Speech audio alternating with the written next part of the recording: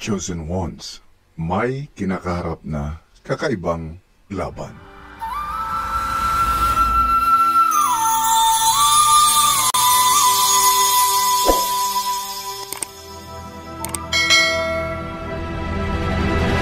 Chosen ones, may kinakaharap na kakaibang laban. Hindi laban sa laman, kundi laban sa espiritu. At kapag sinabing espiritu, hindi ito nakikita, pero nararamdaman. Ang pinakamahirap paniwalaan sa lahat, ang kalaban ay ipinadala upang wasakin, sirain at patayin ka. Ngunit hindi niya alam na ikaw ang susi sa kanyang pagbabago. Bakit at paano? Welcome back to Patnubay TV. Alam mo ba na sa buong buhay mo ay nandoon siya? Simula noong ipinanganak ka. Nararamdaman mo siya pero hindi mo lang siya binibigyan ng pansin. Marami siyang ginawa na naging dahilan ng pagbagsak mo, pagkabigo mo at pagkapariwara mo. Na ano pat naroroon na ikaw ay mabingit sa kamatayan. Subalit sa dami ng ginawa niya laban sa iyo, nagtataka siya kung bakit buhay ka pa din at ikaw ay patuloy na nagliliwanag. Kung may marka ka ng Chosen One tulad ng pinagsamang Crescent Moon at markang M sa kaliwa at kanang kamay mo, ikaw ang tinutukoy ko na binigyan ng kakaibang laban, kakaibang kalaban at kakaibang paglalaban. Sapagkat ikaw ay may isang spiritual battle na kakaibang na kailangan mong suungin sa buong lifetime mo. Hindi mo ito nauunawaan noong bata ka pa. At kahit maging noong nagkakaisip ka na, ang tanging alam mo lamang ay tila parang nawawala sa iyo ang mga magagandang opportunity sa buhay. Na tila na sa kamay mo na ang biyaya ay bigla na lamang itong nawawala. Ang totoo niyan, may nagnanakaw ng opportunity mo. May nagnanakaw ng mga biyaya na para sa iyo. Pero sino ang nagnanakaw ng opportunity mo? May nagnanakaw ng mga biyaya na para sa iyo. Sino ito?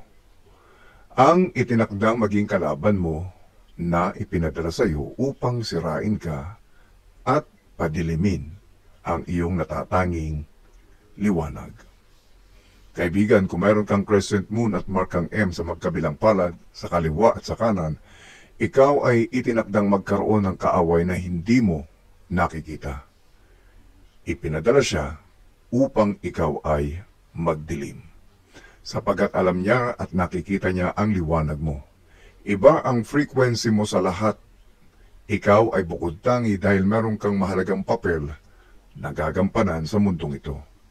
Marami ang katulad mo na nabigo pero pabalik-balik lamang sa mundong ito hanggang hindi nila natutupad ang mission na kailangan nilang tuparin. Ang maging liwanag sa mundong ito.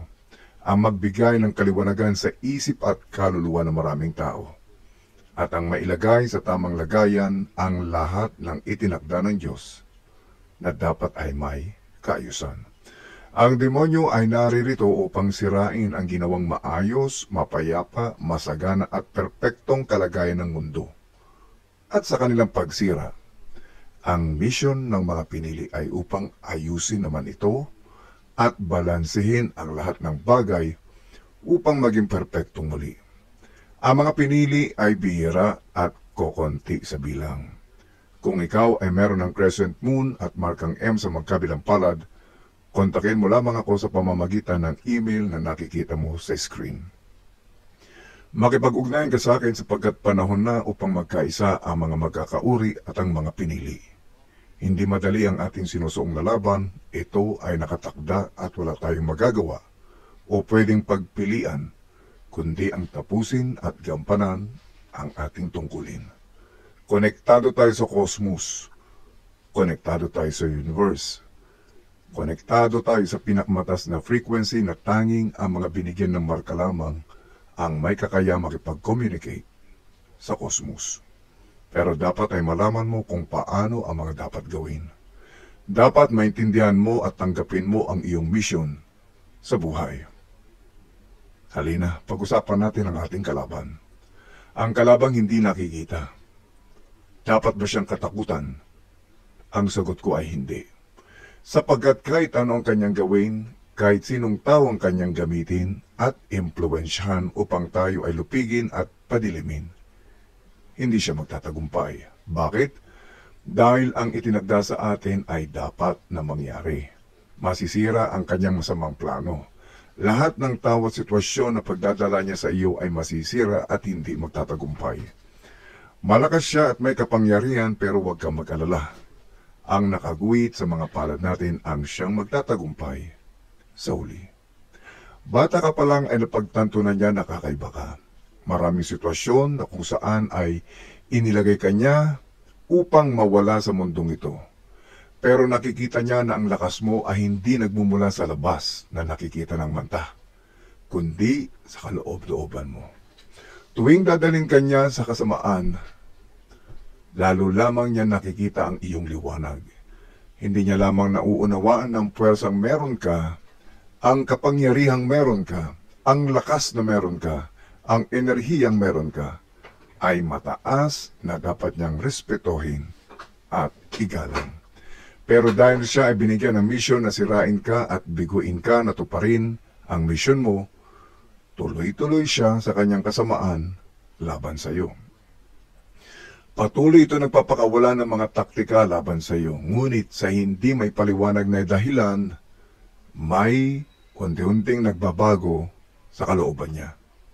Sa unang pagkakataon, nakaranas ito ng pagdududa sa sarili. Kaya ba niyang sirain ka? Bakit nahihirapan siya? Bakit napipressure siya?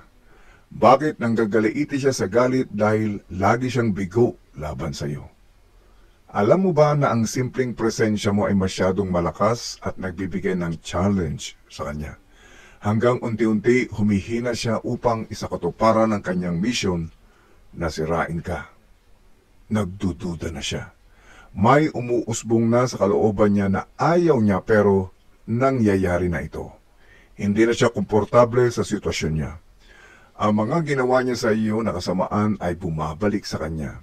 Hindi na siya komportable sa prosesong dinadaanan niya. Hindi na siya makakaiwas pa sa kanyang nararamdamang pagdududa, panghihina at pagtatanong kung bakit iba ka sa lahat. Ang alam niya, habang pinapatay niya ang ilaw sa loob mo, lalo lamang itong nagliliwanag. Ang demonyo na ipinadala upang wasakin ka ay nag-iisip na, nagtatanong sa kung ano nga ba ang totoong mission niya. Ano nga ba ang tunay na layunin niya? Bakit nga ba ikaw ang pinili upang puksain niya? Ilang pagkakataon nang dumaan na tila nagtatagumpay siya dahil umiiyak ka, nagmumura ka, gumagawa ka ng masama, nagre-rebelde ka, pero muli at muli ay pinipili mo ang mabuti at nagsisisi ka. Muli mong tinatawag ang may likha. Mulit-muli ka nagpapahinuhod sa Diyos at laging kumakapit sa Kanya, bagamat nagre-rebelde ka, na kahit ayaw mo na ay bigla ka na lamang lumalakas. Alam mo ba kung bakit? Dahil may umaalalay sa iyo. Dahil may nakabantay sa iyo. Dahil may puwersang nasa kosmos na nakikipag-ugnayan sa iyo. Muli ay makikita mo ang sarili mo na lumalaban. Dahil hindi mo alam ang totoong mission mo, kaya nabubulagan ka sa mga maling paniniwala nung ikaw ay bata pa. Pero alam mo sa sarili mo na naghahanap ka pa ng mga kasagutan sa mga katanungan mo sa buhay. Alam mo sa sarili mo na meron ka pang hindi natutuklasan at nalalaman. Ito ang iniiwas sa iyo ng dyablo na iyong matuklasan. Iniiwas niyang matutunan mo ang totoo mong pagkatao. Gusto kanyang kontrolin. Pero ang patuloy mong pakikipaglaban, sa patuloy na pagbangon mo mula sa pagbagsak, ay siya ang iyong nakukontrol. Kung kaya siya ay unti-unting nanghihina, kapag natututunan mo na ang totoo mong pagkatao at niyakap mo na ang totoo mong mission, hindi ka na niya kayang manipulahin pa. At doon, unti-unti na siyang nagbabago. Hindi na niya kaya at hindi niya namamalayan na nawawalan na siya ng kontrol sa buhay mo. At ang mas nakakagulat pa sa kabila ng pagkawala ng kontrol niya, hindi na siya galit sa iyo. Hindi na siya nagagalit sa iyo. Nag-iiba na ang kanyang damdamin. Umuusbong ang damdamin ng paghanga. Dahil bagaman siya ay may kapangyarihan, hindi kanya magalaw. Humahanga siya sapagkat ikaw ay nanatiling nagliliwanag. Nagliliwanag ka sa bawat lesson na natututunan mo sa buhay. Sa bawat pagbangon mo ay may daladala kang kakaibang kalakasan na nagpapadagdag sa iyong ilaw. Lalo ka lamang lumalakas sa tuwing binibigyan ka niya ng pagsubok. Hindi aksidente ang bawat sitwasyon na pinasok mo o napasukan mo. Ito ay ginawa at itinakda upang matutunan mo ang bawat lesson na magpapalakas sa iyo. Hindi ito upang papanghinain ka, kundi upang palakasin ka. Lagi mong tinatanong, bakit ka nasa sitwasyong ayaw mo at hindi mo pinili? Itanong mo lang lagi sa sarili mo, ano ang matututunan ko sa mga desisyong akala ko ay mali? Sa mga pinili kong akala ko ay hindi dapat? Sa mga bagay na pinagsisisihan kong gawin? Yun ang iyong kalakasan. Sa bawat akala mo na pagkakamali mo, may lakas na kakaiba kang nakukuha pagkatapos nun. Sa mata ng mga tao, nagkasala ka. Napanghusga ang mga tao. Sa mga mata nila, mali ang iyong mga ginagawa. Mali ang iyong mga desisyon. Mali ang iyong mga pinili. Pero ito ay dapat mangyari upang lalo kang lumakas at tumalino. Oo, meron kang wisdom na nakukuha sa bawat pagsisisi, bawat luha, bawat pagkakamali. At kung susuriin mong mabuti, nangyari yun upang lalo kang mag-ilaw para sa iba. Sa bawat lesson na natututunan mo, ito ay dapat na ibahagi mo upang magliwanag ka lalo at maging ilaw para sa iba. Dahil ito ang papel mo. Dahil ito ang mission mo. Dahil ito ang tungkulin mo. Ang spiritual o cosmic na laban ay hindi natitigil at hindi humihinto. Maraming pagbabago, maraming natututunan. Hindi madali. Minsan gusto mong sumuko. Minsan ayaw mo na. Okay lang ang ganyang damdamin. Iiyak mo. Tumawag ka. Magtago ka sa mata ng mga mapanuring at mapanghusgang mga tao habang ikaw ay lugmok. Kausapin mo ang may likha. Sa bawat pagluha mo, kasama mo siya. Matulog ka, nakayakap mo ang Diyos. Magpahinga ka at bubuhatin ka niya. Yung tiwala mo, kahit nawawala ay panandalian lamang. Muli kang lalakas pagkatapos ang bawat unos. Dito unti-unting nagbabago ang demonyong inilaan para wasakin ka. Unti-unting nagbubukas ang kanyang kaisipan. Hindi na siya nakikipaglaban sa iyo. Sinusubaybayan ka niya hindi upang kalabanin, kundi upang pag-aralan. At ayaw man niya ay marami siyang natututunan sa iyo. Ayaw niya pero ito ang nakukuha niya mula sa iyo.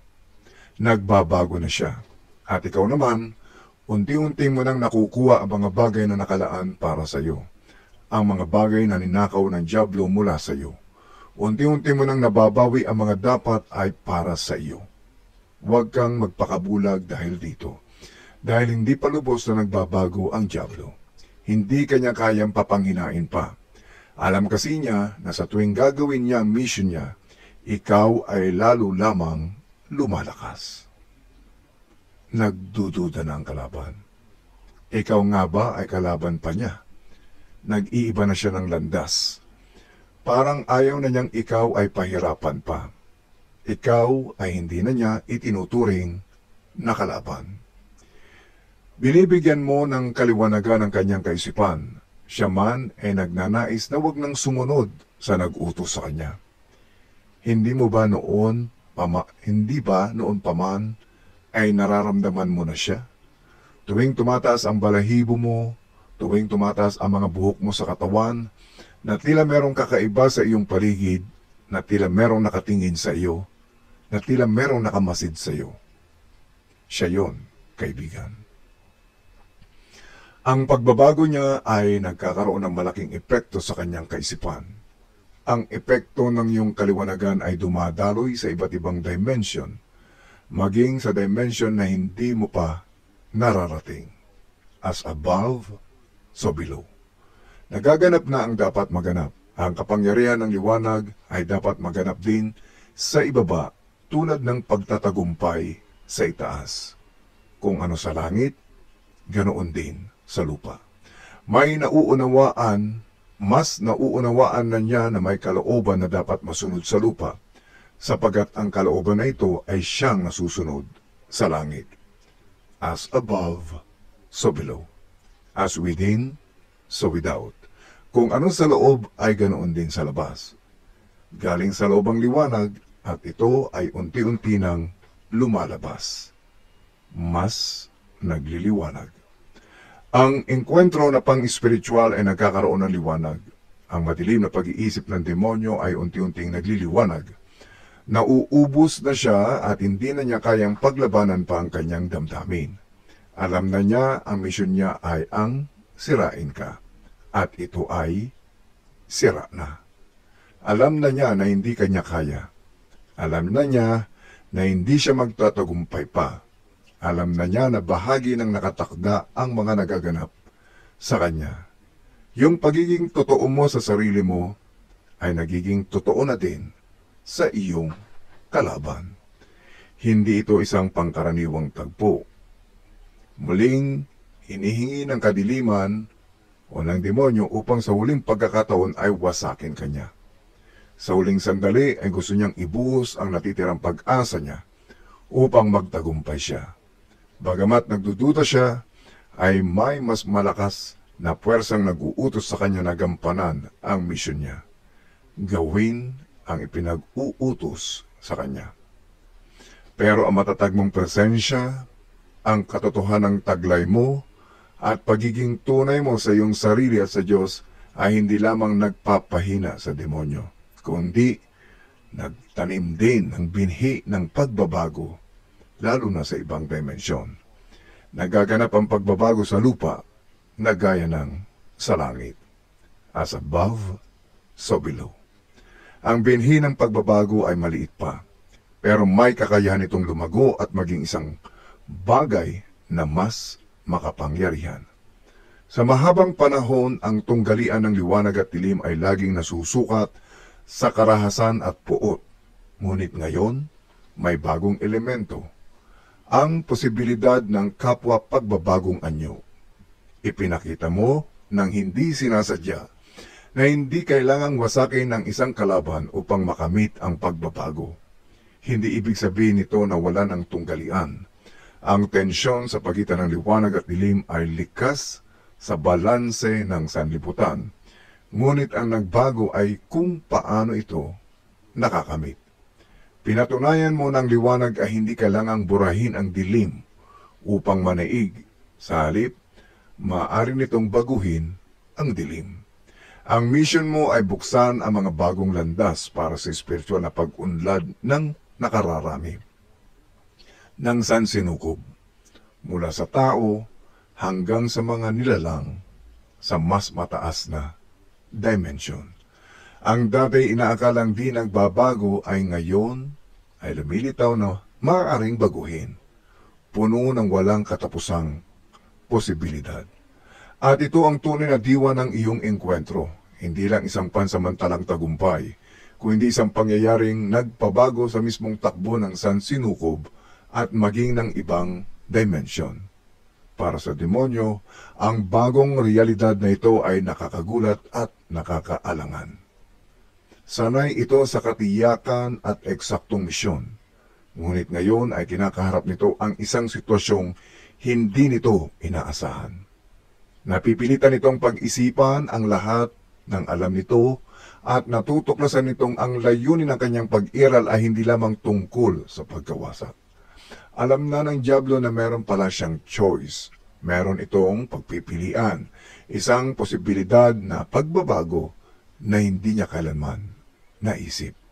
At kahit nakakatakot ito, isa rin itong pinto patungo sa tunay na kalayaan. Dahil dito, Lalo lamang niyang natututunan ang mga bagay na hindi itinuro sa kanya. Ang matuto siya sa iyo ng mga bagay na hindi niya kailanman matututunan sa iba. Binuksan mo ang mga pintong dati mahigpit na nakasara. Hindi lang para sa mga demonyo, kundi para sa lahat na nakikipagbuno sa pagitan ng liwanag at dilim sa kanilang sariling buhay. Ang paninindigan mo, ang iyong likas na lakas, at ang hindi matinag mong katotohanan ay naglatag ng isang bagong paraan upang harapin ang pinakamadilim na pagsubok. Ito ang epekto ng isang hinirang. Ang simula ng pagbabago hindi lamang sa sarili, kung hindi sa buong mundo at sa paligid niya. At ikaw yon. Ikaw na merong crescent moon at markang M sa magkabilang palad, ikaw na may tatak ng Diyos. Hindi mo hinangad na iligtas ang demonyo. Hindi yon ang layunin mo.